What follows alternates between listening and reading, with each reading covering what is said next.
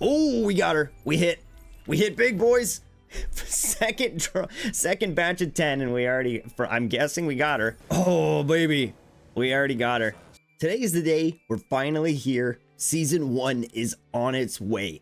Let's start off by checking out the patch notes and seeing what they've added into the game. I'm excited to see some of these updates. The last patch notes that were released were actually really positive, so I've got some I got some high hopes here. So first off, we're getting our 200 Lumina leaves again, which is amazing. I'm surprised that this is going to continue every time there's a maintenance downtime. So far we've gotten 200 Lumina leaves every time we've had maintenance, which has been once a week, which is a crazy amount of Lumina leaves per month if they keep up at this pace. Next, we have our new characters being released with Season 1. We have Estela coming out, who is our solar offensive pulse rifle machine gun wielding girl. An eternal internet light bearer, Estela was revived carrying an Amkara bone and part of the Wish Dragon's consciousness, still clinging to the remains, connected with her when she was resurrected.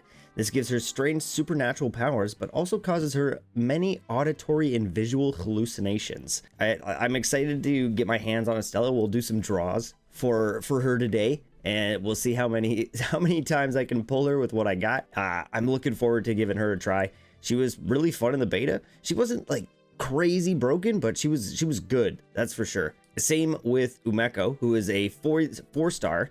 He is a void support character, and in her past life, Umeko was an awoken who left the Wreath for Earth. She died when her ship was attacked, entering Earth's orbit, and crashed into the sea off the coast of East Asia. Her ghost Kara revived her on the Japanese island of Shikoku. This character was really good in the beta, and I'm interested to see if they ended up nerfing her at all, because of, like, she was pretty much as strong as Wolf, which is pretty damn good for a 4-star character. We have new events. Limited time draw. The Sun's Shadow starts, starting after maintenance ends on September 11th and is available for 28 days. The mythic character acquired from the event is guaranteed to be Estela.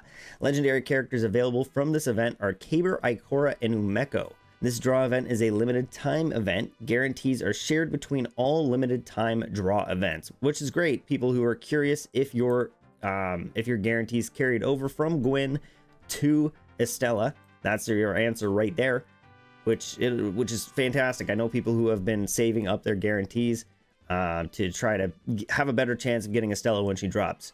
A character trial will be available during the limited time draw event. Lightbearers may use the trial character in the specified activities. Rewards are available for successful completion. We also have Benediction Day. Again, this starts right after maintenance finishes until October 4th. This was the most important holiday of the year in Estela's forgotten hometown. The lighthouse is lit. The toilers shall receive their bounty. Collect crystalline sprouts to receive blessings and acquire a random discount on Estela's Daughter of Spring ornament. The Benediction Day shop will also be available during the event. Acquiring crystalline blossoms and exchange them for the Daughter of Spring set transmat effect, emote, and chat emojis. Collect all pieces of the Daughter of Spring set to receive the Daughter of Spring dynamic emblem. That's actually pretty sweet. So we can get some transmat effects, some emotes, and a dynamic emblem. The dynamic emblems are awesome. Like, I'm loving these, and I'm hoping, I would love to see some more of these in like Destiny 2, but seeing them here is fantastic. I'm looking forward to the raid, the dynamic emblem for the raid as well. So that's gonna be awesome. We got some new shop additions. We got mythic ornaments for Estela's Dragon Slayer and Dragon's Crown. Estela's mythic relic ornaments for Thorny Metal and Shiner Spine. The Dragon Slayer bundle is available for a limited time. Purchase the bundle to claim Dragon Slayer and the Thorny Metal at a 20% discount. And legendary ornaments Hazy Dream, Woodland Walker, Unending Grudge, Dark Moss, and Misty Violence will be added to the store alongside Estela and Umeko's arrival. Obviously, just a bunch of more stuff to try to convince you to spend money on the game to make your characters look different and special. I mean, I get it. It's a free-to-play game. You need to start slapping in some cosmetics. I get it. It's understandable. All right, Season 1, Season of Daybreak starts. It lasts until November 6th. Once the season starts, this seasonal modifier will be changed to Void and Solar. Hell yeah. This is helpful for my Tan too, because these are the elements I run on him. Combatants in the Expanse, Calamity Ops, and Challenge difficulty activities will have Void and Solar shields. Void and Solar characters and weapons are recommended. Seasonal pack available. The Season 1 pack, Haven Crest, grants Lightbearers powerful enhancements. Once the season starts, every 20,000 Team XP gained pack grants 1 pack point, which can be used to upgrade the enhancement. So for those of us who have gotten an insane amount of Team XP past our max cap level, this will actually give us something to spend that on, which this basically sounds like this sounds like artifacts from Destiny 2, just a way to purchase stuff that will continue to upgrade our character. We'll take a look at all of this after the patch notes once the game unlocks. So I want to see all this new content and see what we're going to be able to play around with. Engrams available. Season 1 of Daybreak Engrams will now be available for Lightbearers to acquire and decrypt. Season of Daybreak Engrams contain multiple season exclusive cosmetics, including Crystalline Mystery, the Furies 3 Seasonal Ornament, Daybreak Decals, and more. Seasonal Collection. Acquire all collectibles available during Season of Daybreak to receive the season exclusive Daybreak emblem and unlock the season sigil for your homepage. That's pretty damn cool. I don't know what this, like, unlock the season sigil for your homepage. Is that, I'm curious what this is. I'm looking forward to figuring out what this is, because this sounds cool. I don't know what it is. Is it something like on our title screen that we'll be able to see and add? Will we be able to customize our title screen? I have so many questions and not enough answers yet. All right, so let's see some of the adjustments that they have made. So login screen, improved the dynamic prompt for login, improved operation prompts and guidance, improved the UI prompts for unlocking acclaim bonuses, improved guidance for the weapon comparison feature, improved the system's overall visuals. Black Market improved the process for selling exotic infusion cores and added a confirmation pop-up to help prevent mistakes, and improved controllability of the shoot to pick up feature, making it a toggleable option. Interesting. I'm curious why you would ever not want shoot to pick up on, but all right. Character and weapon adjustments. For Estela, they fixed a display issue with Estela's face model. For Gwen, they improved her signature ability, Soul Assault's absorption distance versus combatants. Gwen fixed the actual effective range of signature ability, Void Dance, to match that of the ability's description. And Gwen increased the max number of Void Spirits that can be on the ground to 8, making it more compatible with exotic weapon Octant Riot Disperser's max charge shot, and improved the visuals of Ningfei's movements while he's in his super. Still no update, it seems, on the Ningfei issue where his chain lightning isn't activating, but that's kind of a big one. Hopefully they can fix that soon. System and activity optimization. Bounties. Improve the common bounties experience, allowing for 1 refresh. Wolfpack improved pack recommendation logic. Relic abilities improved the unlock requirements for Relic Trait 3, changing it from Acclaim level 2 to Team level 71. Activities improved the reward pool for Singularity Chaos. Ooh, I'm curious what this is going to be. Activities improved the wish selection experience for Morgan's Prey, removing overall difficult wishes such as Vital Resonance. Pickup improved the logic and display for picking objects up. Some animation, audio, and visual optimization improved the sound effects for wishes in Morgan's Prey, improved the sound effect for Wolf's signature ability, improved third-person animations for dual sidearms, improved animations for exotic weapons Sweet Business, improved the display of decals on playable characters during dialogue, and improved slide controls. We have some localization improvements and some fixed issues. What do we have here? Morgan's Prey fixed an issue in which void vortexes would not spawn. Singularity fixed an issue in which Lightbearers can be stuck on a stage if a device knocked them underground. Fixed an issue in which Lightbearers could attack bosses at the entrance. Fixed an issue with the reward status display. Expanse fixed an issue with treasure chest visibility. Iron Bar fixed an issue in which entering the iron bar from practice range would result in an abnormal weapon damage. This is fantastic. There were a lot of people taking advantage of this. Basically, if you entered Iron Banner while you were in practice range, you would keep all of your PvE stats, making you an unkillable god in Iron Banner to anyone who was trying to play the game mode like a normal human being. Fishing fixed an issue in which fishing special effects would clip through models. Fixed an issue in which the camera would behave abnormally during campaign dialogue. Fixed an issue in which Lightbearers wouldn't be switched back to their original character after leaving story mode. Ball kick fixed an issue in which some Lightbearers couldn't kick the ball. That's funny. Combatant damage fixed an issue in which Vex self-destruction would insta-kill Lightbearers. We have some fixes for characters. Fixed an issue in which the damage resistance buff from Ningfei's signature ability Side Trick wouldn't take effect as expected. Fixed an issue with vanishing NPCs in Ningfei's quest. Fixed an issue with bonfire dialogue resources. Fixed an issue in which the front lens wouldn't be hidden when aiming down sights with Type 7 Moonshot. This one is just throwing out a lot of fixes for issues with the game. Fix an issue with the Ring of Conversion effect could be triggered by some non-ability sources of healing. Fix an issue in which the reward interval button wouldn't display. Fix an issue, yeah. So they've been fixing a lot. It seems like there's still a lot of work to be done from like artifact systems and some of the characters' abilities that I've heard from people having issues with it. Mostly like Ningfei's ability not proccing chain lightning, and from what I've heard, there's a lot of artifacts that their text doesn't match what their artifacts actually do, which is pretty huge. So hopefully we can get some sort of update on that in the future. This is a good chunk of like fixes already in just a week from the last update, so I'm pretty happy with that. With that said, let's hop right into season 1 and see what's going on. All right, here we are, season 1. Let's grab our Blessing of Light and let's see what we have here that's exciting. Ooh, what's this? Season of Daybreak. Entered the current season. Act 1. Wishes in Arubis, new objective. Card Estela, new activities. Fury's 3 ornaments. Season limited. Some new cosmetics, new character. Haven Crest, new pact. And Act 2 is locked. I wonder when Act 2 becomes available.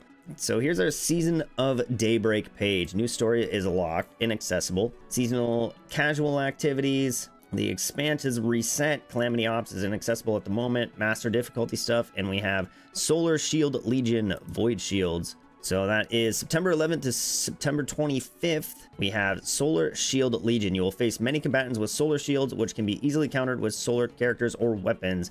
And same with Void. So it looks like all the way from September 11th to October 9th, we're going to have Solar and Void. And then on October 9th to November 6th, we'll be switching to Arc and Solar. So that's good to keep in mind for our elements for the next couple months. What else do we have here? Here is our Haven Crest. Exchange Team XP for upgrade points. 0 out of 20,000. It looks like the Team XP we got before this did not carry over. That is a little upsetting. Interesting. So all of the Team XP I have been holding on to since before the season started didn't transfer over. I kind of wish it did, but I guess I understand. At the start of the season, they want everyone to start fresh, everyone to start off on the same page. They don't want people coming in who have saved up for like all of season 1 bonus. Like if I were to max this out, right, and then start saving up Team XP and then season 2 drops and I'm already maxed out. So I guess I get where they're coming from. What do we got on this page? The collection progress. So these are all of the exotic stuff for the season. So we have a Daybreak emblem. Complete character story Estela. Acquire 1 of Season of Daybreak's new exotic Shadow Shaper cards. Clear 6 legendary campaigns on challenge difficulty during the season. Earn a total of 200 casual activeness during the season. Spend a total of 1,500 Pinnacle energy during the season. Clear master difficulty activities in the season's challenge mode at least a total of 5 times. Clear Gauntlet Onslaught on heroic difficulty 10 times during this season. So that's how you get the seal. And then you also have all of these little exotics that you can pull from Ingrams. So we have Shader, 3 ornaments, this is a decal, and these are weapon ornaments, virtual display items to be revealed in Season of Daybreak Act 2. So these we do not have. I'm assuming maybe in Season of Daybreak Act 2 we'll get a new seasonal exotic, and these will be ornaments for that exotic. That'd be pretty dope. I'd be down for a new exotic. And it looks like if you collect all of these 1 2 3 4 5 6 7 8 9, you'll get the this emblem here, which I thought they said it was going to be a moving emblem. This does not look like it's a dynamic emblem, but maybe you just can't see it, or maybe I misread that part. So here's where you get our Ingrams. I currently have 10, so let's see what we can roll from these. All right, nothing great. It was starting off good. We got 5 more though. We're gonna hope for maybe an exotic. No. So we got some what are these? So I got some decals. and some shaders. Nothing too bad. So it looks like you can buy a total of 6 per day. Cost varies with the number of purchases made. So you can buy 6 per day. The first one is 600. For the next 2 are 1800, and then the last 3 are 3600 for a total of 6,000 bright dust. So if you can spend 6,000 bright dust per day for more engrams. It's weird that you can buy 6. I kind of wish it was 5 to match with the pull. Like you can pull 5 at a time. Now, I'm gonna purchase these. It's almost all the bright dust I have, but I'll pull them anyways. See if we can get anything crazy. We got 2 exotic ornaments. No way. That's okay. All right, that makes up for our first pulls. So we got Electro for the Furies, and we got a nice pink Tisiphone for the Furies as well. Damn. All right. So we got one more, and we got okay.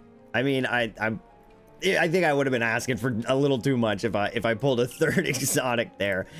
So there we go. We got 2, which gives us our 50 Lumina Leaves for collecting one of the ornaments, and we're already 1 away from another 50 free Lumina Leaves. Let's take a look at our events tab, see what we got going on here. So we still have the sword event going on. You can do this every day for your challenges, get some free loot that way. We got Benediction Day. This was the one we were reading about. Collect crystalline sprouts to receive blessings and claim a random discount on Estela's Daughter of Springs ornament. So this is her Daughter of Springs character ornament. That's a really pretty ornament. I really like that.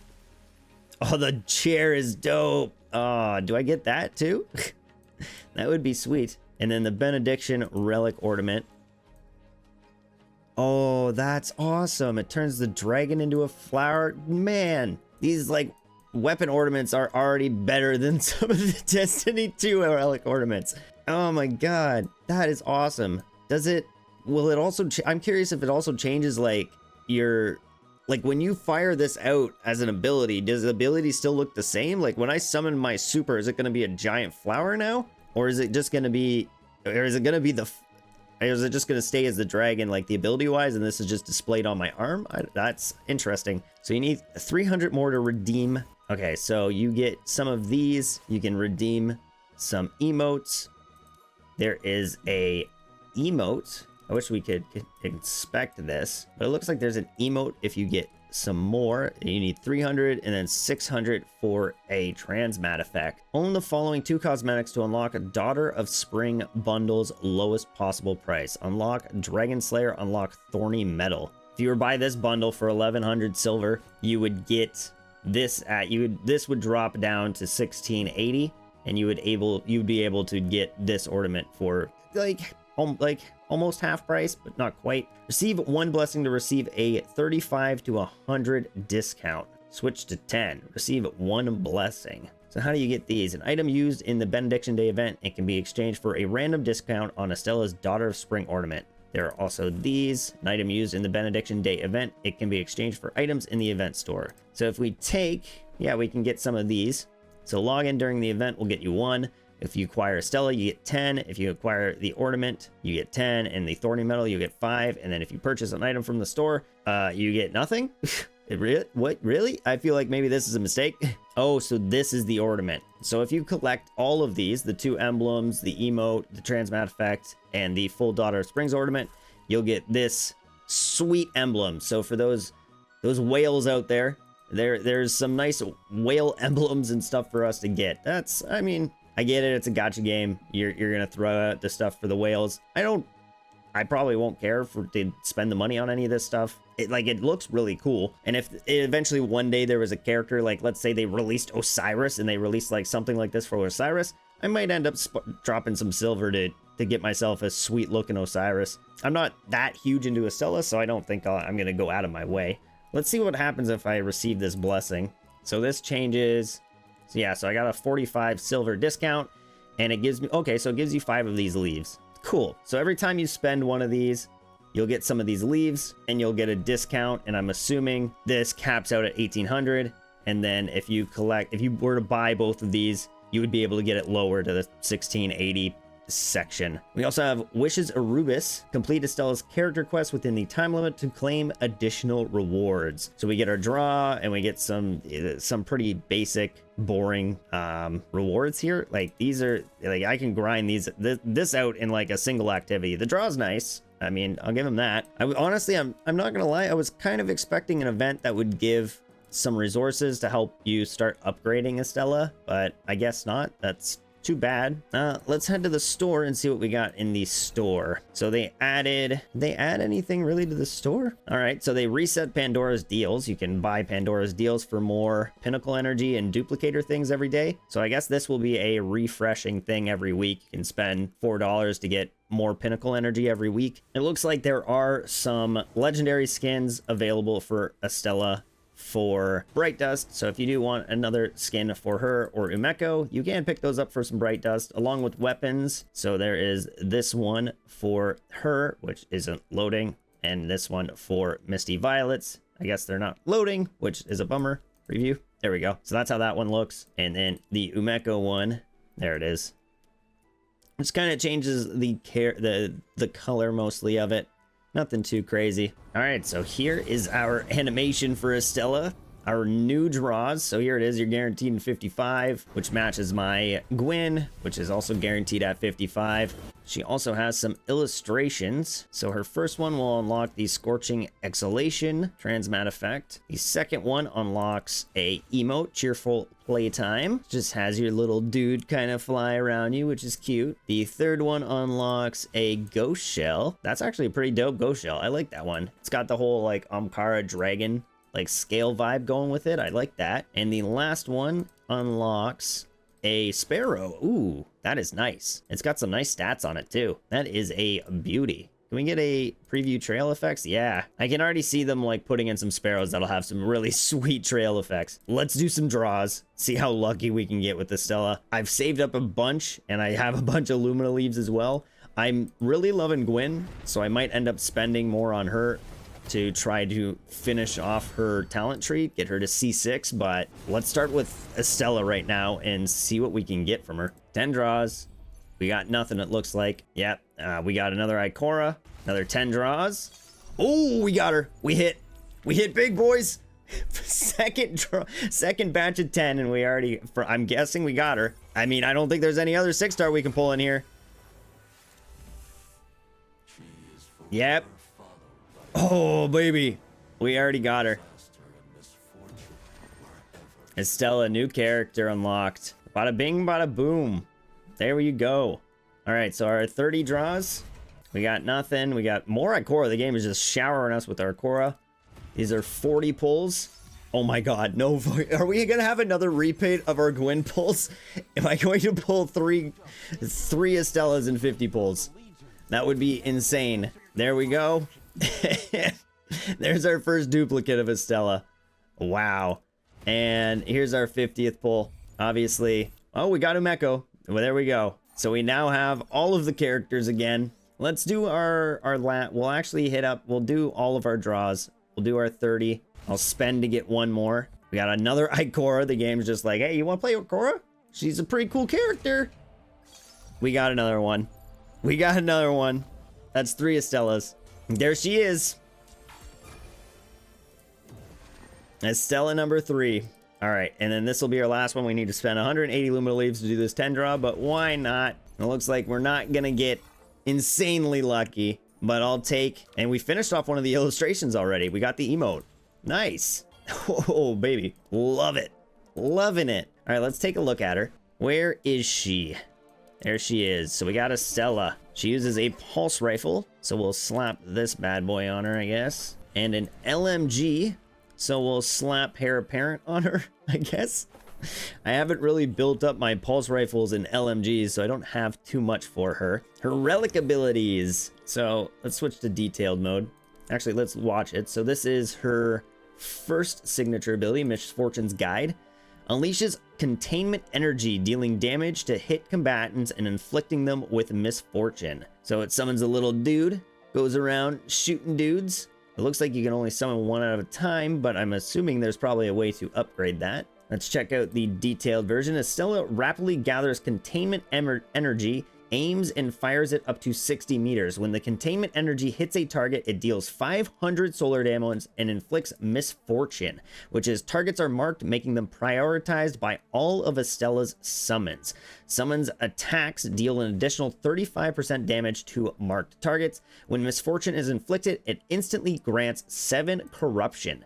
Targets inflicted with misfortune will also be inflicted with corrupt. So corrupt is prevent combatants from recovering health and increasing their damage taken. And I believe, if I remember from my tests on Tan, this is about 20, somewhere between 20 and 25% damage increase. I think it was around like 22%. I wish they just said the number for it, but I believe that was the number I got from my tests. We have Bewitched Illusion. Let's take a look at this one. This is her second illustration. This is her second ability. Estela summons a Bewitched Illusion to join the battlefield and fight combatants on its own. The more corruption she has accumulated, the higher the level of the summoned Bewitched Illusion will be. Higher level Bewitched Illusions deal greater damage. So this is the one that summons the illusion, this second ability. And the first one was the one where you could set its target to make it take more damage from the illusions. So let's see what these illusions do. Summons a Bewitched Illusion at the reticle position for up to 25 seconds. Reaching 15, 40, and 100 corruption, summons a level 1, 2, and 3 Bewitched Illusion. So if you have max corruption, if you wait until you have max corruption to summon this, you'll summon a level 3 Bewitched Illusion, respectively, attacking once every 1.5 seconds and spewing 2 Breath of Temptation each time. Each Breath of Temptation deals 90 solar damage to a single target and restores 80 health for Estela on hit. However, all Bewitched Illusions can only trigger this up to once per second. Level 3 Bewitched Illusions also gain Intrusion ability. Intrusion fires a powerful Breath of Temptation that overpenetrates combatants, dealing 750 solar damage to all combatants hit, and it has a cooldown of 10 seconds. Bewitched Illusions will seek out combatants within a 46-meter radius of Estela and attack them after approaching. They can be attacked and defeated, and each of them has 650 health. Up to 3 Bewitched Illusions can be present at a time. So yeah, there it is. There's your max. So you can summon 3. Bewitched Illusions will disappear once their duration expires, refunding 10, 15, and 20 corruption based on their level. Time for Super. Summons a powerful Violent Reverie to continuously attack combatants by firing a Contaminating Beam. I like Contaminating Beam. That sounds sweet. I'm assuming this will be a debuff super then. Let's check the details. Estela summons a Violent Reverie in the direction of the reticle that lasts for 14 seconds. When the Violent Reverie is summoned, keep in mind this is at level 1, so I'm assuming these numbers can be increased, any of the yellow numbers. When the Violent Reverie, or maybe it's just the underlined numbers, is summoned, it will inflict knockback on targets within a 4-meter radius and deal 360 solar damage. The Violent Reverie automatically attacks the nearest combatant within a 70-meter radius with a continuous contaminating beam. This beam inflicts 210 damage every 0.2 seconds to targets within a 3-meter radius of the beam's endpoint. If the target is defeated, the Reverie will instantly begin attacking another target. The Violent Reverie cannot move, but it can be attacked and has 1,000 initial health. Interesting. I was kind of expecting some sort of debuff from the way it was described as a contaminating beam, but her first relic trait is combatants affected by Estela's own misfortune, spread misfortune. So misfortune is targets marked. So if you mark someone with your first signature ability, it makes it so they will spread misfortune to the nearest combatant with a 10-meter radius when they are defeated, dealing 500 solar damage. However, misfortune's duration is reduced by 2 seconds with each spread until it reaches the maximum of 4 seconds. A single instance can spread up to 5 times. So if you have a room full of thralls, you can spread this pretty fast, and if the thralls don't have a lot of health, you can just melt a whole room just by spreading misfortune, which is pretty sweet. Our second relic trait is Dream Aid. While Violent Reverie is present, all combatants' misfortune countdowns will be paused, and corruption will be accumulated with 80% more efficiency. And our last trait is when Misfortune's Guide is cast, Bewitched Illusion's Blink will fire 3 breaths of temptation at the target simultaneously. For our weapon mastery, level 1 is attacking a combatant inflicted by misfortune with a weapon 11 times triggers an accident, dealing 220 solar damage to the combatant and granting 5 additional corruption. If a combatant is defeated with misfortune, Estela gains additional corruption equal to 7 times the number of accidents that have affected the target. So this seems like just a faster way to gain your corruption stats, which seems pretty damn good. Corrupt is a strong debuff, so being able to stack corrupt on multiple enemies sounds pretty damn for me. Accidents deal an additional plus 30% damage. At level 3, you'll get plus 60% damage. So this will continue to increase. Level 4, every time an accident is triggered, the number of attacks required to trigger the next accident on that combatant is reduced by 1 for a minimum of 7 attacks. And the last one is accidents deal an additional 100% damage. So this would go up to 440 solar damage. And that is pretty damn good. This is her passive. Attacking combatants with weapons accumulates corruption up to 10 times per second. Casting Bewitched Illusion consumes corruption. This ability cannot be cast without sufficient energy. And then her artifacts. Her recommended artifacts look like summoning. I'm not surprised by that. So she has a summoning one, 3 summons, and a survival artifact. Going full movement, which seems weird for her. I don't think she has any movement abilities, but I mean, most of these aren't. I feel like she's. Oh, so this is a stationary one. Take less damage while stationary. And this one is stationary. So all of these, so these aren't even movement. You're not moving with these artifacts. You're just, someone caught a rare fish. You're being stationary with these. Okay, so this one makes sense. I was like, I feel like you'd just kind of be like standing in the back with a pulse rifle and letting your enemies do the movement, but all of these are stationary movements. So this is probably actually some pretty good artifacts for her. And then rapid fire, obviously, because she's got the pulse rifle and the LMG, which are both rapid fire Sheikah weapons. Let's see who her recommended light linked companions are. We got Wolf and Wing Mei. Increases solar damage, increases maximum shields. And then her talent tree, so we have unlocked 1 and 2 of these nodes. Let's see what her nodes give her. When Estela or her summons attack targets inflicted with misfortune, they will recover health equal to initial damage dealt times 10% or 300% respectively. This just makes it so your summons can continuously heal, making it probably harder for them to die. When a Bewitched Illusion expires or is replaced, it gains the Sacrifice ability, charging at the nearest combatant and exploding. This explosion has a 6-meter radius and deals 300, 720, or 1200 solar damage based on the illusion's level.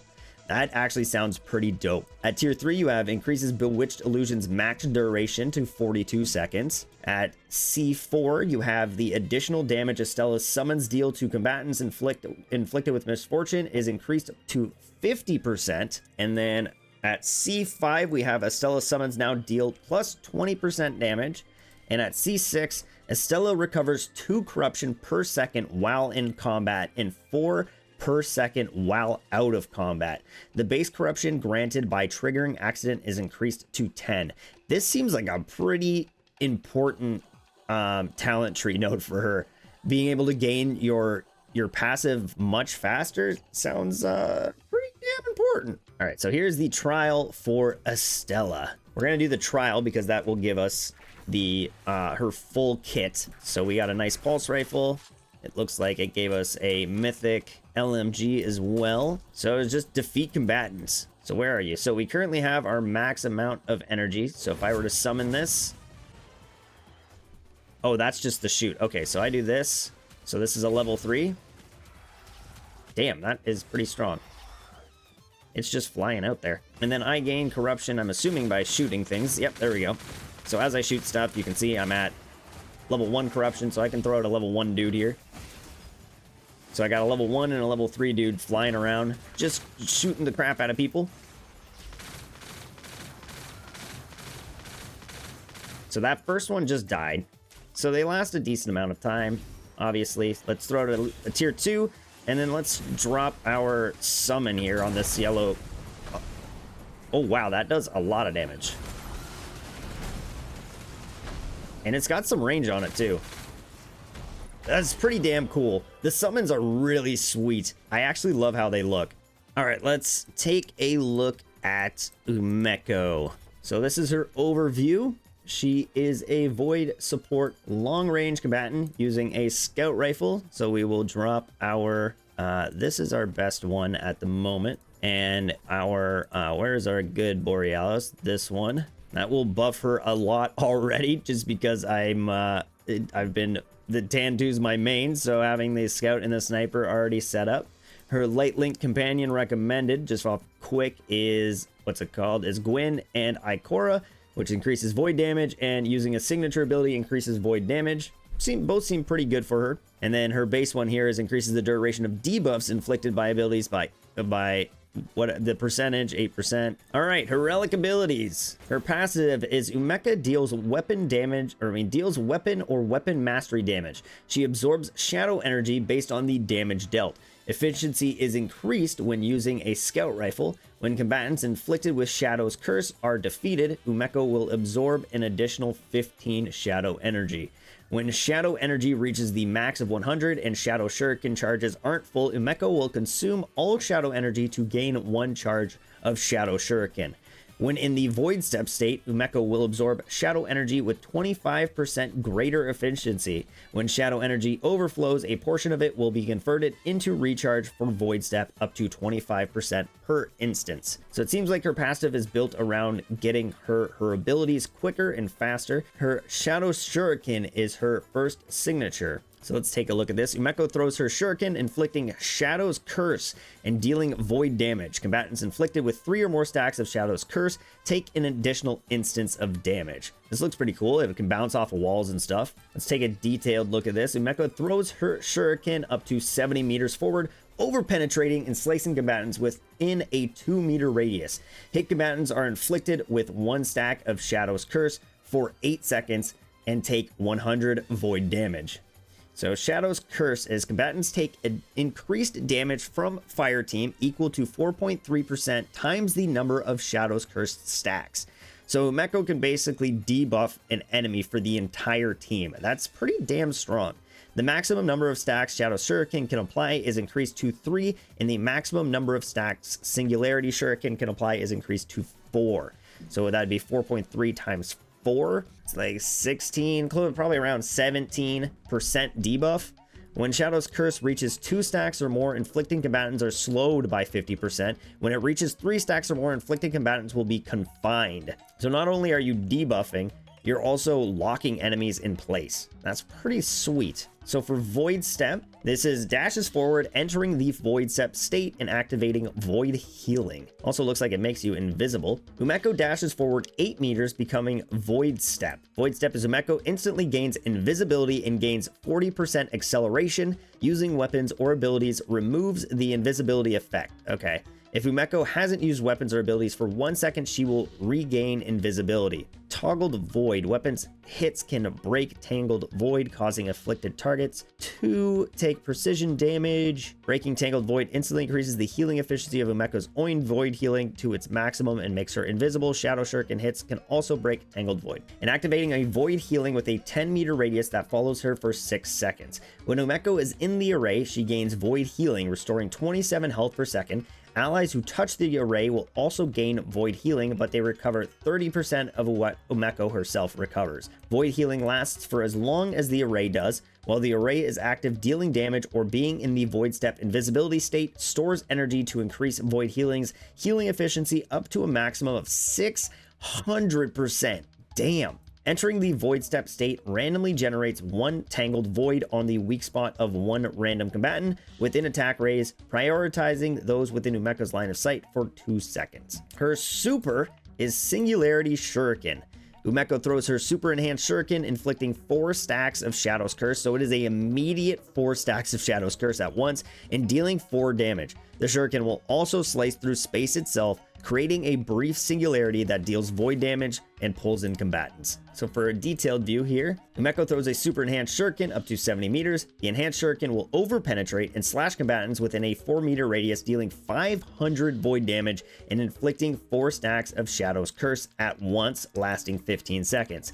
So not only the 500 damage, which obviously can be increased, you're also getting Shadow's Curse, which will again block enemies in place and give them that debuff. When the shuriken is mid-flight, it will tear through space itself, pulling in combatants within a 4-meter radius after a brief delay and dealing 2,000 void damage. This damage increases by 10% per combatant hit for a maximum increase of 50%. If the shuriken hits terrain or other objects, it will ricochet one time, but its max flight distance will remain unchanged. Damn, that sounds pretty damn good. Her first relic trait is when a Shadow Shuriken hits 2 combatants, Umeko will absorb 5 shadow energy. When it hits 3 combatants or more, she will absorb an additional 5 energy. Void Crosser, when an ally comes into contact with the Void Healing Array, they will gain Void Step until the array expires, so you can give your teammates invisibility as well. That is a very, very hunter thing. Reminds me of smoke grenades from Destiny 2.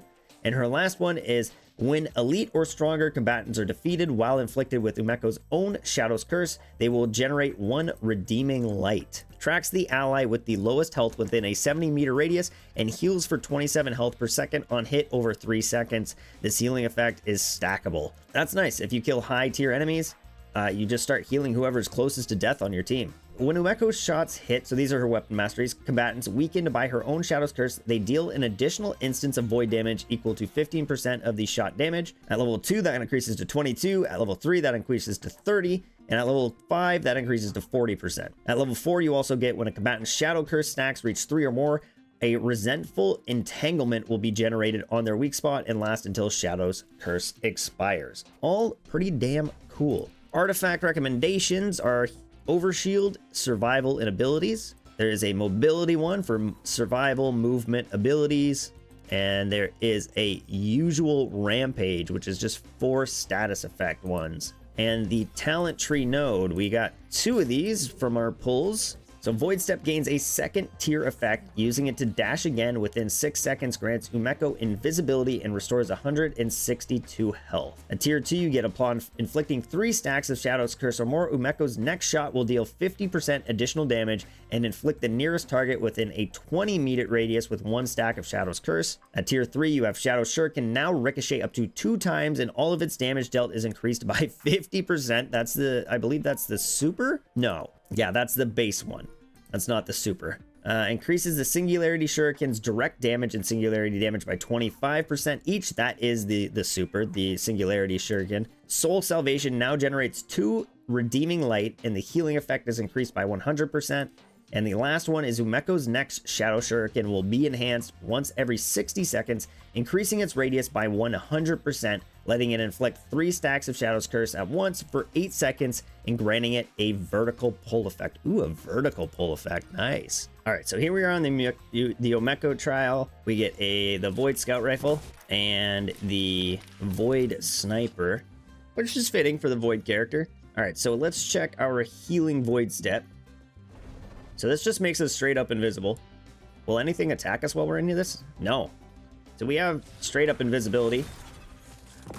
And then that gives us our stacks of damage. We can just throw a bunch of these. There are no more enemies to throw it at, but... So doubling up this stacks will cause explosions on characters. So I can throw those and then throw some more. And I can just keep throwing these. And then it looks like... This is pretty sweet. I do like her. It's definitely... It feels like there is going to be a... Let's throw this super. Damn! Yeah, that does a lot of damage. It feels like there definitely will be a kind of learning curve for her. To get a good understanding of like her abilities and how they all...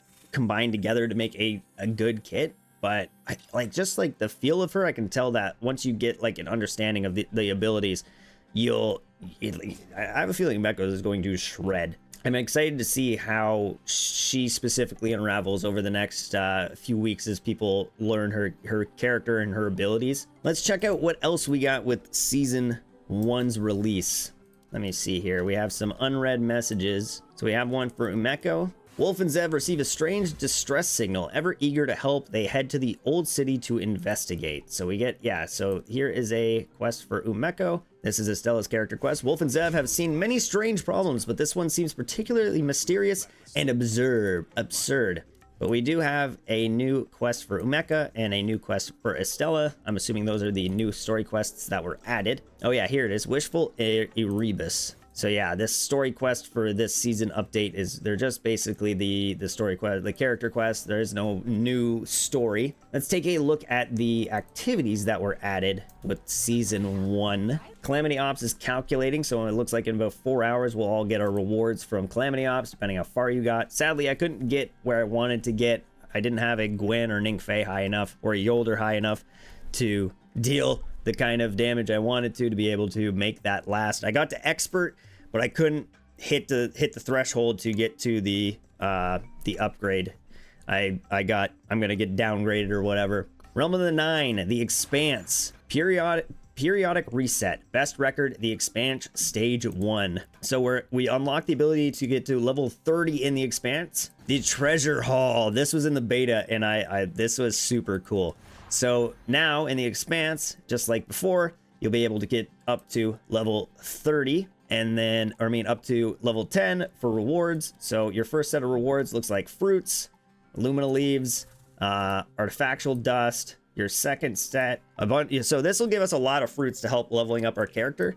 This resets it. I'm guessing, is this a 13 days, 20 hours? So this seems like a 2-week reset.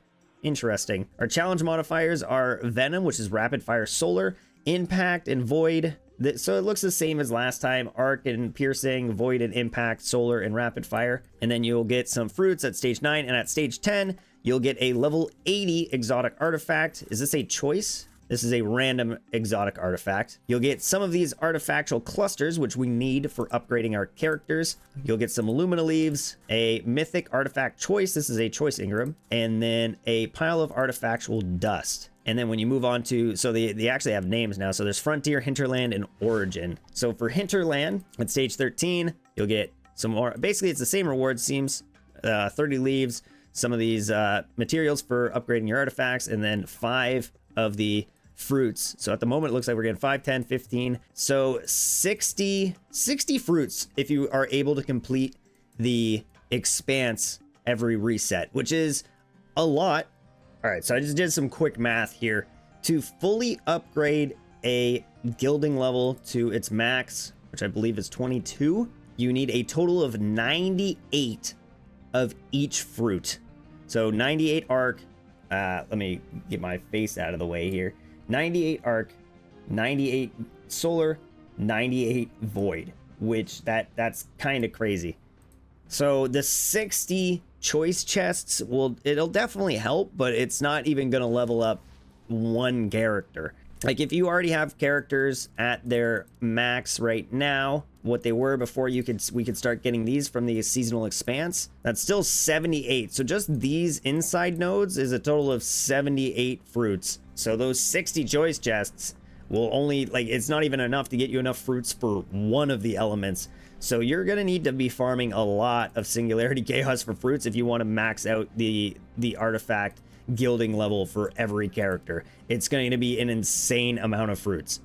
And then we have our final one, which is Origin, which is Eternity and Echoes. Select your path. Select a path to proceed. The 2 paths hold treasures from the 9. Those with sufficient strength can explore both. So we have the Eternity path. At your tier 2 hinterlands, you'll have 2 modifiers. You'll have Venom and Shockwave. On this one, so the modifier for this one is Shockwave, and then the other one is Venom, which is Rapid Fire and Solar, which you'll most likely be using Wolf or Estela to complete. So your rewards for completing them at stage 23 will get a bunch of these Mobius clusters for refining exotic mods. You'll get a bunch of Lumina leaves and a bunch of Void fruits for each of these stages. So for both Eternity and Echoes. So if you complete them all, you'll get a bunch. And then at stage 30, if you complete the entire thing, you'll get 2 random exotic artifacts.